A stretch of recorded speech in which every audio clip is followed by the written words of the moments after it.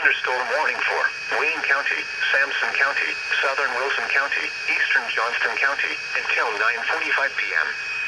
At 8:44 p.m., severe thunderstorms were located along a line extending from near Smithfield to 9 miles southwest of Clinton, moving east at 25 miles per hour.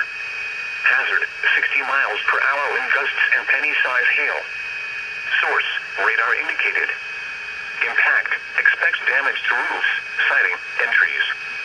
Locations impacted include Goldsboro, Smithfield, Clinton, Wilson, Mount Olive, Fremont, Walnut Creek, Harrells, Michael, and Selma. For your protection, move to an interior room on the lowest floor of a building. Repeating, a severe thunderstorm warning has been issued until 9:45 p.m. for the following counties in North Carolina: Johnson, Sampson, Wayne, and Wilson.